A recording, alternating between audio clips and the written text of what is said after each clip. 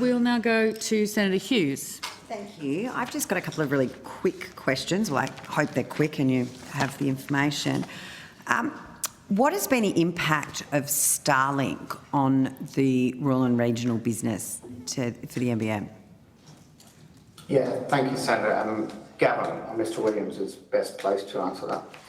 Yeah, thanks for the question. Yeah, so I mean, Starlink, low Earth orbit satellite, new technology. It's certainly gained some interest in regional communities. I mean, you'd need to ask them what their performance is in terms of take-up.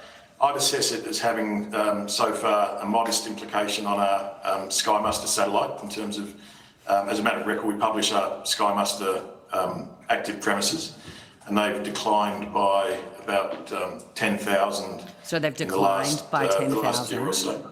Sorry, SkyMuster's decline. Yeah, I'm to be honest with you, I'm surprised only 10,000 people have left SkyMuster, because the service levels compared to Starlink are just that it is out of this world. And you know, I lived on a property 80 k's west of Moree, and we had 3 internet services so that we could open emails.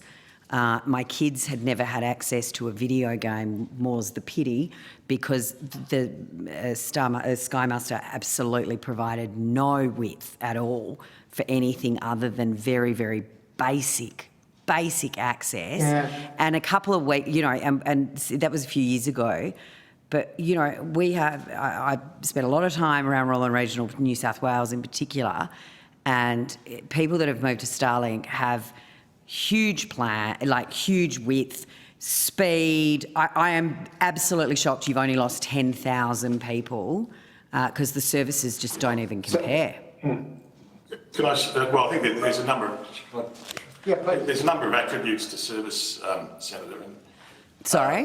One thing that Starlink, there's a number of attributes to service, and one thing that Starlink does, it charges an upfront charge, which is a fair bit to some families, and a monthly fee, which is substantial for some families.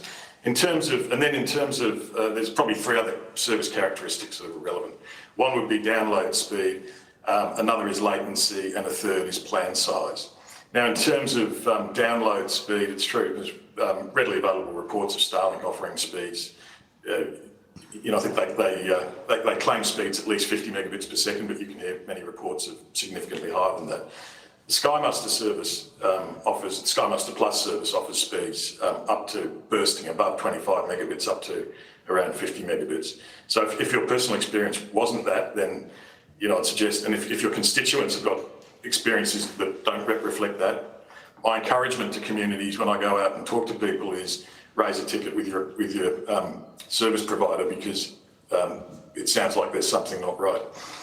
Then there's the plan size. So currently Starlink offering unmetered, uncapped accounts. That's not something that so far we've been able to do with SkyMuster being a capacity constrained network. We've got, you know, 2 satellites in the sky that we've needed to accommodate for 7.7 million square kilometres and a notional premises footprint of 400,000 eligible services.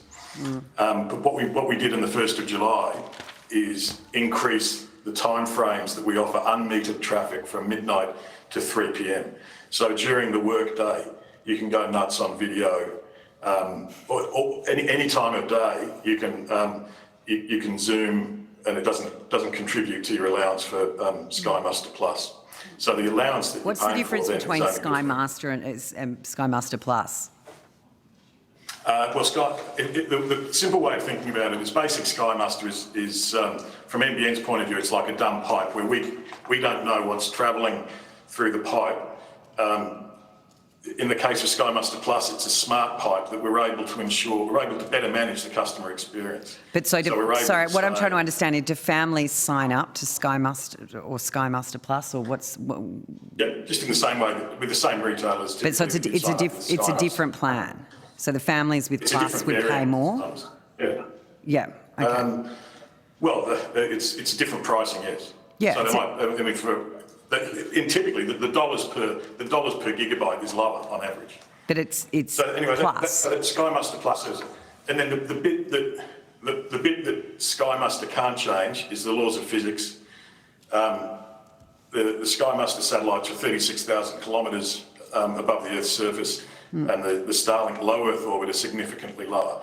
So your kids keen on gaming, by the time you've pressed the shoot 'em up button on a SkyMuster, and it takes half a second to come up and down from space, that means for those time-sensitive games, it's not appropriate. Yeah. So look, on balance, I'm excited that the technology that's included in Starlink and the other low Earth orbit constellations that are being rolled out or planned, I'm delighted that they've been invented because, 3 years ago, this just wasn't the case. It's made enormous progress and there's been significant investment.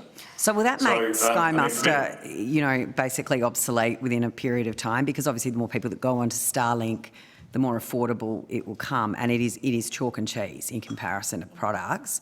There are people in rural and regional areas that don't have any streaming services, for example, because they have no access to internet that can handle that, and then they get to Starlink and they can have whatever they want.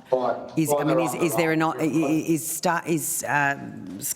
going to become obsolete? So Senator, a few things. I mean, the SkyMuster Plus is important, and I'm really pleased you asked, because that is an important message to get out to your constituents, because that does provide the ability for streaming that you talked about.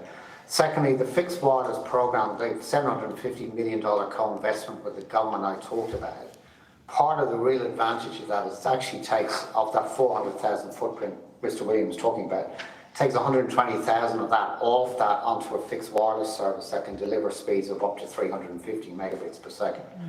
So that's actually going to provide a way better service even than one you're talking about with Starlink. And at the end of the day, our satellites will eventually run out of fuel. Which is why Mr. Williams is pleased that the technology continues to move on. But SkyMuster absolutely continues to have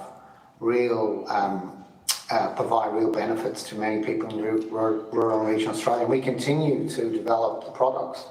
I'm sure Mr. Williams' team will continue to improve the service. Senator, there's some myths around SkyMuster that it doesn't support streaming video. It does. It does.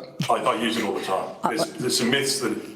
I would have loved to have invited you to my place to try it out, because, okay. And if it didn't work, the next visit would have been from one of our technicians. And that would be my encouragement. Try getting them 80 k's west of Moree or 40 k's or 60 k's, Senator, east of Cooma. We cover 7.7 million square kilometres. No, I know where you cover. Try getting a technician. That's what we do every day. We do every day. All right. Seriously, Senator, we'd be happy to take any representations through your office. Yeah.